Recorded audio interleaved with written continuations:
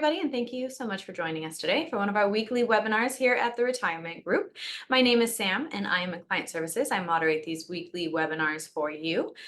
In just a moment, we're going to be joined by one of our senior advisors here. His name is Wesley Boudreau, and he's going to be going over some IRA tax strategies with you. Before I bring Wesley on, I would like to very quickly remind you that although we work very closely with both active and retired clients of several Fortune 500 companies, the Retirement Group is not affiliated nor endorsed whatsoever by any specific company. We are a completely independent group of financial advisors, so please keep that in mind. As you are listening along with Wesley, if you find that you have a question, please feel free to pop open that chat box and actually the Q&A box and ask away. It's completely anonymous, and we always try to answer as many questions as we can, time permitted. While you are listening along as well, please pop open your chat box. I will be entering some very valuable resources in there. They will include a link to book an appointment with either Wesley himself after this presentation or one of his colleagues, and several other links to very valuable resources that we offer, such as our complimentary cash flow analysis. So please take advantage of those. And with all of that out of the way, I think I am ready to introduce you to Wesley Boudreau. Hey, Wesley. Hey, Samantha, thank you. Appreciate for that introduction. Like she said, we are going to be going over some different tax issues that we come across with clients and prospects, but primarily we're going to talk about some different IRA strategies that can be beneficial to you both pre-retirement and post-retirement when we're likely to work with you on a more one-on-one basis. But let's get into some tax changes.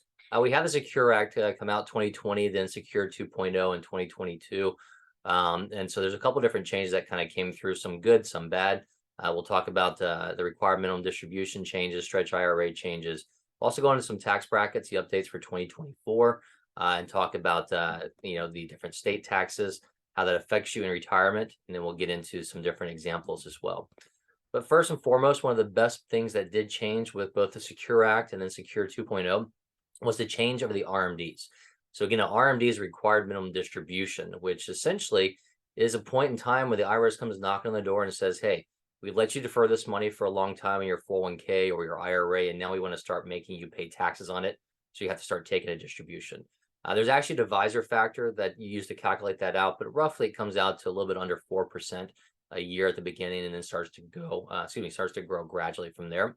But it used to be 70.5 when you were forced to start taking distributions. They then bumped it up to 72, and then now they're actually bumping it to 73. So again, in this case, if you were born between 1951 and then 1959, at 73 is when you're going to have to be forced to start taking your RMD. They still have the option where you can defer it the first year until April of the following year. But if you do that, you're going to have to double dip and take 2 distributions the following year. So again, there is still some tax planning strategies there, but it's important to kind of understand those. And then for those of us who are younger, if you're born after 1960, it's going to be even farther out. It's going to be 75 that you don't have to take your RMD. So one of the best benefits with this is it just extends the amount of time that you're able to defer your taxes. But that doesn't necessarily mean that you want to do that, because a lot of the clients we work with have larger IRAs because they had good 401ks. They may have had pensions they roll over as well. So if we just continue to not taking distributions and deferring that out, come 73, come 75, you might have a pretty big tax bill because you're going to be forced to take out a large amount. So the benefit of stretching this out farther gives us more planning time frame for Roth conversions, things like that. We'll kind of touch on a little bit later in this webinar, but to be honest with you, most of that's a good one-on-one conversation to see where it fits you specifically.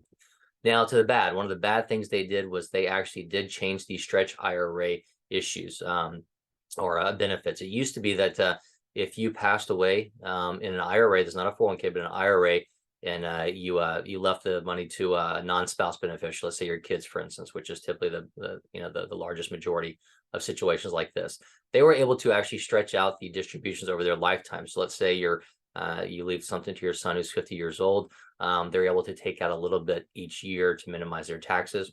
Now that's been changed where they have a 10-year rule where it has to come out within the next 10 years. So they can take it out 1/10 at a time if you want, or all at once, but essentially it has to come out within 10 years.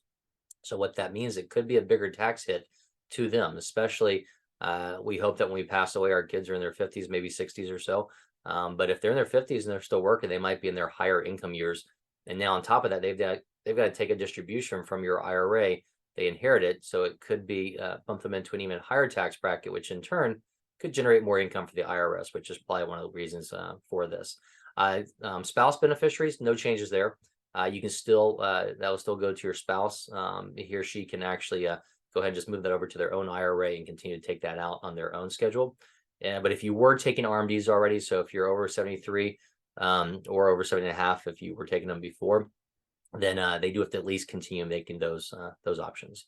Another change, a beneficial change, was the addition or the removal of the rule saying you cannot make contributions after RMD age. It used to be at 70.5, you had to take your RMD. You also couldn't make any contributions to an IRA. So let's say that somebody retires and goes back and maybe works at a hardware store or Walmart or somewhere, or does something just for some part-time enjoyment and wants to put that money away in an IRA. They can still do that, whether you're 70.5 or whether you're 80 or whether you're 90. If you're still working and want to put money into an IRA, you can still do that as well. So that's actually a good benefit there we have. And jumping into the taxes, the tax brackets have not changed. They're still the same here. We'll see what they do for adjustments in 2025 when those tax brackets sunset. We'll see if they keep them or if they bring them back to the old brackets or do something differently. But be rest assured, we'll give you an update on that once we get it. But let me kind of zoom in here a little bit because this is kind of a busy slide, but just to give you kind of a breakdown, again, there's the 10, 12, 22, 24, 32, 35, and 37% bracket. Let's take a look at, for an example, in that second column for married filing joint. Let's look at that 12% tax bracket. So that goes from 23,200 up to 94,300. And then the standard deductions are almost about 30,000 there.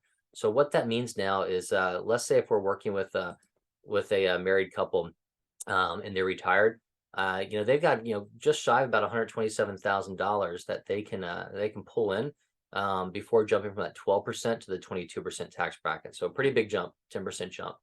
That gets into an example of those Roth conversion strategies we talked about before. So let's say that I'm gonna round the numbers, make it easier. Let's just say 130,000 is kind of the cap of the 12% when you factor in the standard deduction and the normal tax bracket. It's a little bit shy of that. But let's say that somebody only needs $70,000 to live off of. That means they theoretically could take out another close to $50,000 or so and only pay 12% taxes on that. And I would argue that 12% is a pretty favorable tax treatment. Chances are those tax brackets may go higher down the road. And then also, if they are not taking out too much, if they've got a good sizable amount in their IRA or 401k, that could be growing and they could be forced to take out more later when they hit that RMD age.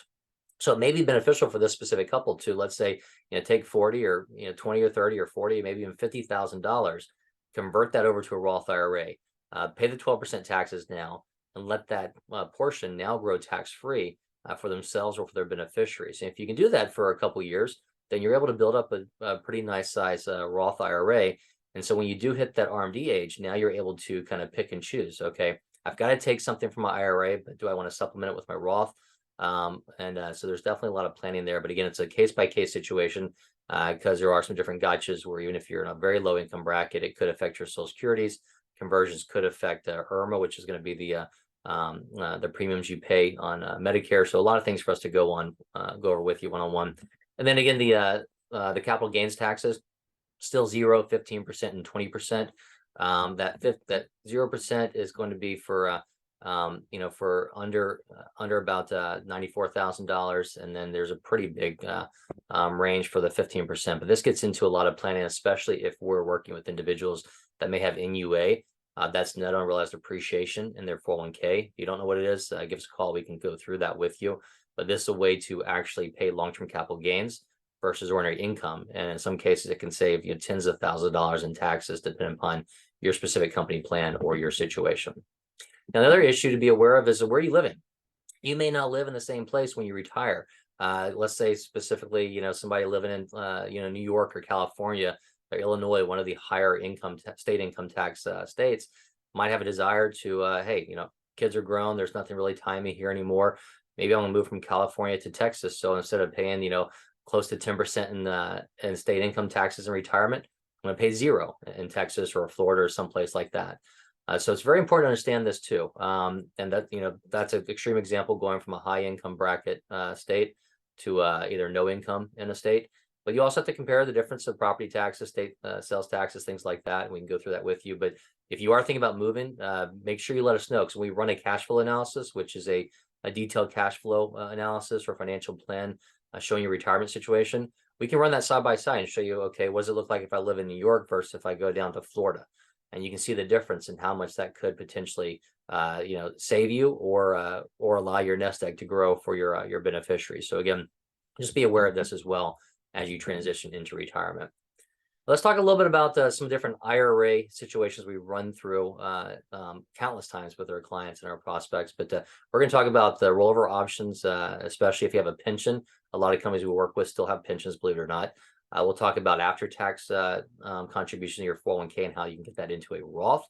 And we'll talk about that withdrawal strategy once you get into retirement. What are the pros and cons there, the kind of the old school method versus what we probably would suggest after digging into a detailed cash flow analysis with you. So most of you, hopefully on this call, have a 401k plan. You're making contributions to it. Hopefully you're in a company that does still provide some company match.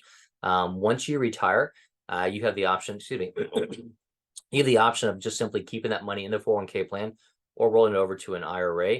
And there's different pros and cons there. Obviously, if you want to work with a retirement group, we would do that using an IRA. We clear through Charles Schwab. But if you like the 401k plan, you can stay there as well. But usually there's a lot more choices in an IRA and more help and guidance from firms like us as well.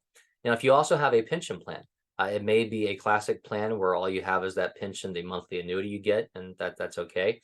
Some of the companies we do work with do also have a lump sum conversion option. So if you say, hey, I don't want to take this, let's say $4,000 a month for the rest of my life because I don't know what my longevity is like, or I want to make sure I can provide for my beneficiaries, or maybe I think I can grow it better myself, or I want more tax flexibility in planning. You might have a lump sum option. So you could also take that lump sum, roll it into your 401k, depending upon the plans, or roll it to the IRA. So a lot of times when we're working with individuals, if they do that, we're looking at both the 401k and the pension lump sum going into an IRA.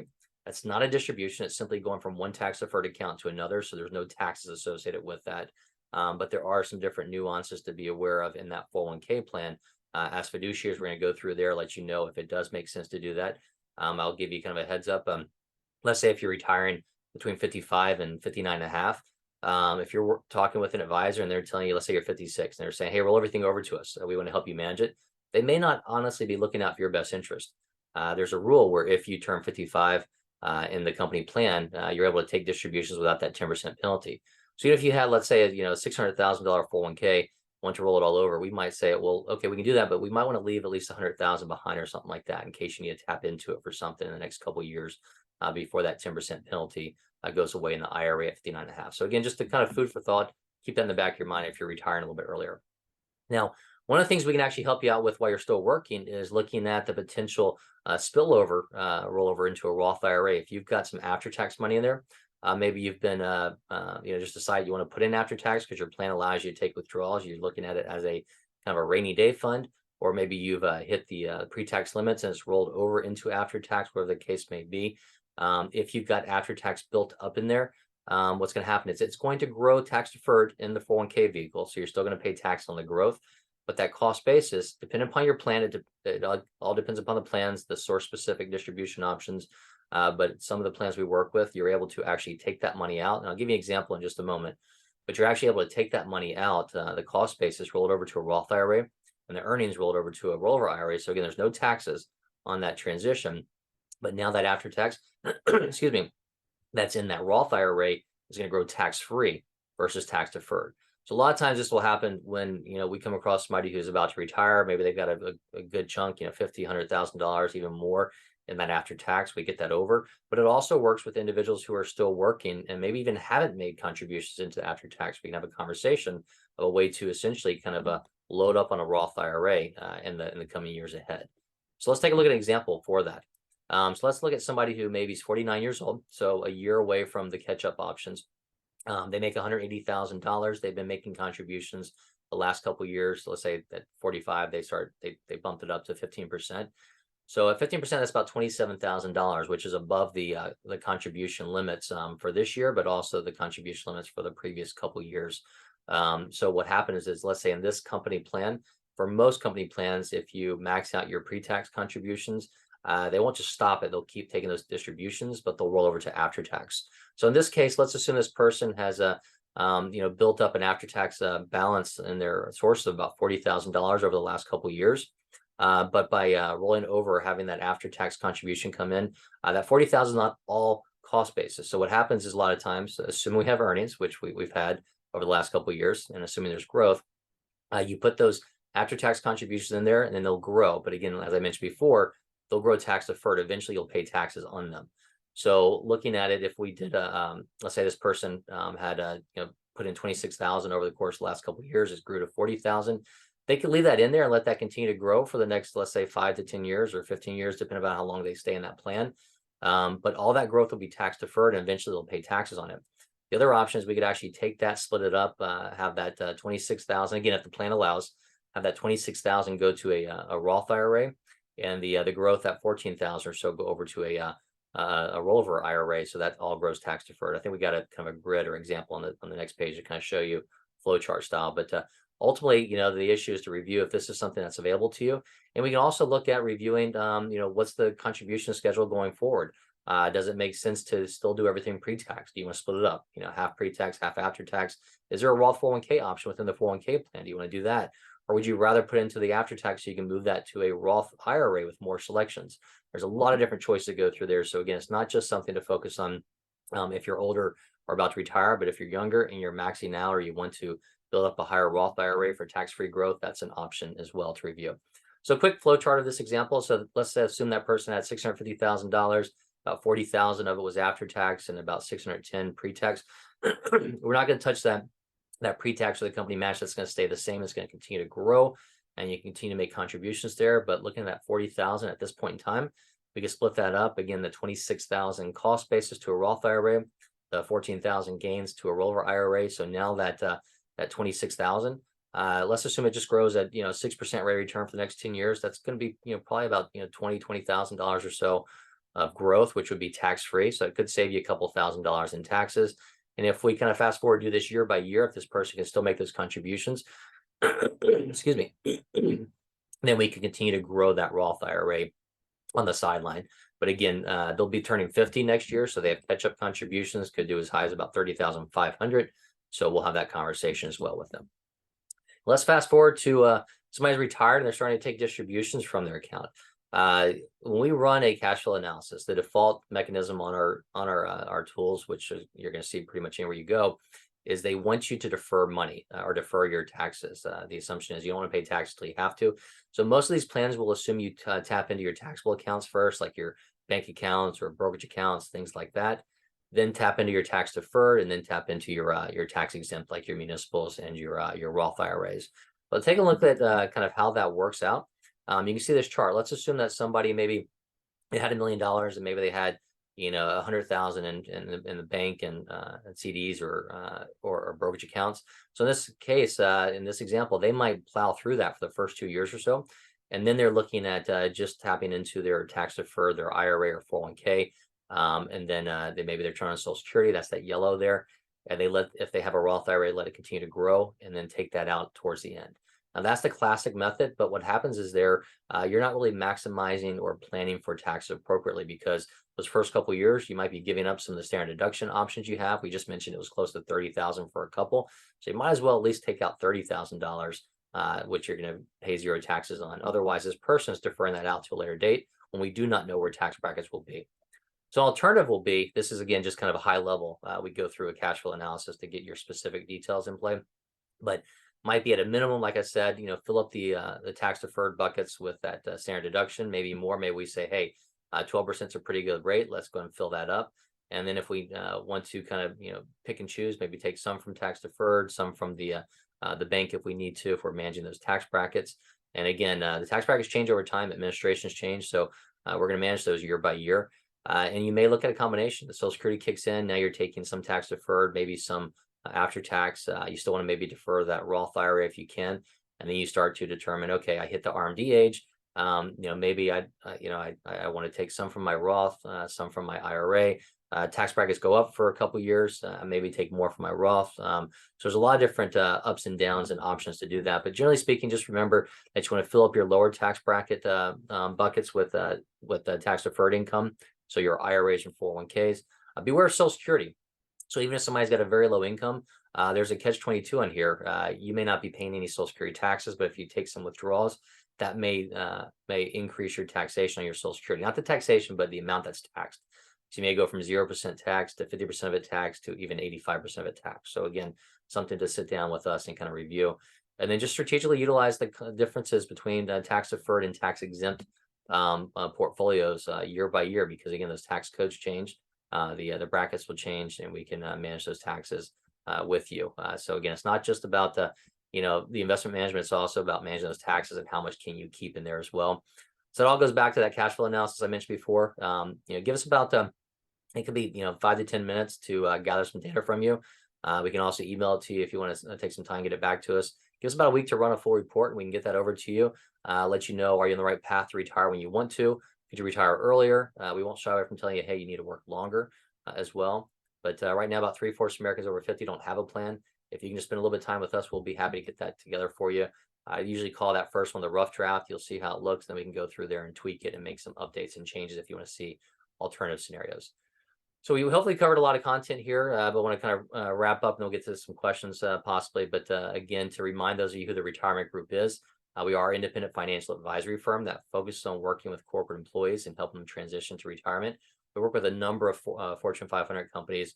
Our advisors have a deep understanding of those specific plans. So whether you have questions on the pension, the 401k, healthcare, retiree, medical, insurance continuation, life insurance, things like that, and go through all those different questions for you. We do have offices throughout the country, so rest assured if you need to sit down with one of us face to face, we can likely accommodate you. But obviously, this day and age, post pandemic, it's pretty easy to have webinars, phone calls, email communication, whatever your preference is. Just let us know. And then that cash flow analysis, the financial plan I mentioned before, that's complimentary. So go ahead and take us up on that to at least see where you stand, and that can help back into those other situations we talked about as far as, okay, should we review your 401k, the investment side of it? We didn't even talk about that today. But what's the right contribution strategy? Should you keep doing pre-tax? Should you split it? Should you have some after tax? Have some Roth 401k? Should you actually look at outside investment options? We can go through all those different options with you here. So with that, I think I spoke a little quickly to keep everybody keep us to time. But we got a couple QR codes up here. I'll leave up when Sam comes back with some questions, hopefully. But one's to get into our LinkedIn. You can follow along with us there. And if you want to get into the company specific LinkedIn, we can get that over to you so you can get some company updates. And then if you want to schedule an appointment with myself or one of the other advisors in the office, you can get into our calendars here. And you can always reach at info@retirementgroup.com or call us at 800-900-5867. And I've got the disclaimer at the end, but I know Samantha's coming back on here. I think she may have mentioned before, but just a quick reminder, we do work extensively with a lot of companies. That does not mean we're endorsed by your company or employed by them, just so you know. But we do have extensive knowledge of those plans.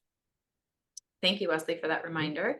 All right, we're gonna just do a couple questions in an effort to get everybody out, in a fashionable manner here. Wesley, what are the tax benefits of a traditional IRA versus a Roth IRA? Okay, yeah, we went through this whole thing talking about the Roth IRAs and rollover IRAs and Roth 401ks. Very simply put, let's go back to an IRA versus a Roth IRA. If you make a contribution into an IRA, it's typically going to be a pre-tax basis where you're going to, depending upon your different income level, you're going to get a tax deduction on that. So just like the 401k, let's say somebody's making $100,000, they put in 5%, they put that $5,000 in there. It looks like they only made $95,000 because they take that tax that tax deduction on there. But eventually they're going to pay tax on that full amount. Whereas a Roth IRA or a Roth 401k, they may still put that $5,000 in there, but they're not getting that tax break on it. So it's still going to look to the IRS like they made $100,000. But the better news is that Roth is going to grow tax-free. So that $5,000 you've already paid taxes on, it's tax-free, and then all the growth on that down the road, as long as you keep it there for at least 5 years and hit 59.5. There are a couple rules there, but we can go through those with you. Alrighty, thank you. Next one. What can I do to protect my IRA from inflation? Well, hopefully we're we're settling in, and we're hopefully behind that. We've seen kind of the Fed rates pause here for the last 6 months or so. But we did work with a lot of clients on this the last couple of years. We talked about inflation, but Some different things to kind of be aware of. It depends upon your 401k, what choice you have. You may not have that many versus IRAs. There's more options, whether you want to look at TIPS, Treasury Inflation Protected Securities, look at commodities.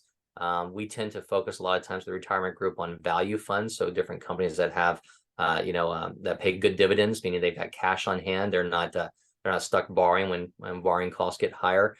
So again, a lot of times that yield will offset some of that inflation there as well. But again, it comes into just management. Another one that that a lot of people won't talk about, and we can't actually manage them, but you can look at I bonds and stuff as well. Those are good inflation hedges, but you have limits on what you can put in there each year. So again, the best thing is to give us a call, run through a review, and look at your personal situation, let you know what your 401k provides versus what you may have options in an IRA to help out pay some of that inflation. Yes, there are definitely so many factors that it would be so advantageous to use those QR links, use the links in the chat, contact Wesley to talk to him about your specific situation. Okay, Wesley, one more. Mhm. When can I start withdrawing from my IRA without penalties? Okay. So I mentioned before that age 55 rule for 401ks. Keep that in the back of your mind. Again, we're going to talk to you about that if you're retiring before 59 and a half. But the general rule across the board is 59 and a half before you can start tapping into retirement accounts without that 10% penalty. So same situation with an IRA, 59 and a half. There are some differences where, if you're doing, some like first time home purchase, some medical expenses and things like that, where you can get away from it. The other option, we do work with clients that maybe retire earlier than 55. Let's say somebody retires at 53, you can do what's called a substantial and equal periodic payment. That's a Rule 72T in the IRS code. What that means is we can run a IRS calculation to determine how much you can take out a year without paying that 10% penalty. But you have to take that out for at least 5 years or until you turn 59 and a half. No changes. If you make a change, they can come back and retroactively penalize you. So if somebody was 53, they've got to take it out for 6.5 years. If somebody who is 56, let's say, has to take it out for 5 years. So it's really important to run that bias, because if you make a mistake there, it can come back and cost you as well. Alrighty, Wesley, that was all we had time for. Any last closing thoughts before we go? No, just a quick reminder. Again, a lot of these things are kind of high level, and if you want to dig into your personal situation, because everybody's unique and different, just give us a call. You can reach us at 1-800-900-5867. Thank you very much, and we hope you guys have a great day. Thank you, everybody. Thanks, Wesley.